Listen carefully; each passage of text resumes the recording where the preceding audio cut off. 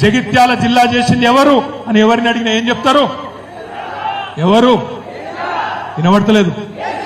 తెలంగాణ తెచ్చింది ఎవరు? జగిత్యాలలో మెడికల్ కాలేజ్ పెట్టింది ఎవరు? జగిత్యాల కలెక్టర్ ని తెచ్చి కూర్చోబెట్టింది ఎవరు? జగిత్యాలలో ఎస్పీని తెచ్చి కూర్చోబెట్టింది ఎవరు? జగిత్యాలలో ఈ అవులగాన్ని ఎమ్మెల్యే చేసింది ఎవరు? గదే అంటున్నా. మరి ఇవన్నీ సరిపేస్తే జరిగిపోవు. ఏ అవులగాడు ఏం మాట్లాడినా ప్రజల దగ్గరకు వస్తే అన్ని విషయాలు బయటికి వస్తాయి. అందుకే నేను అంటున్నా, మనం ఎవరో గురించి ఒక్కడు పోయిండని భయపడే అవసరం లేదు. మీ అందరున్నారు, మనకు ప్రజల ఆశీర్వాదం ఉంది.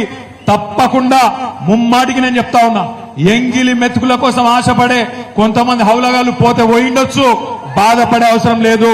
తప్పకుండా మీరు మేము అందరం కలిసి ప్రజల దగ్గరికి పోదాం, ప్రజలనే తీర్పు ఇమ్మందాం. రేపు జగిత్యాలలో కూడా 100% నేను చెప్తా ఉన్నా, ఒక్కొక్క ఉద్యమకారుడు ఎవరైతే మీ ఎమ్మెల్యే గారి చేతిలో ఇబ్బందులు పడ్డాడో, నేను విద్యాసాగర్ రావు గారిని కోరుతా ఉన్నా. విద్యాసాగర్ రావు గారు మీ జిల్లా అధ్యక్షుడు, ఎల్ రమణ గారు మీ జగిత్యాల ముద్దు బిడ్డ, ఆయన ఎమ్మెల్సీగా ఉన్నారు. ఇద్దరిని కూడా నేను కోరుతా ఉన్నా, దయచేసి జగిత్యాల జిల్లా పార్టీ ఆఫీసులో వారానికి 5 రోజులు ఇక్కడి కార్యకర్తలకు అండగా ఉండండి.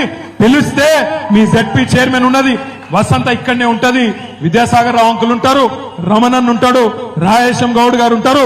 ఎప్పుడు పిలిస్తే అప్పుడు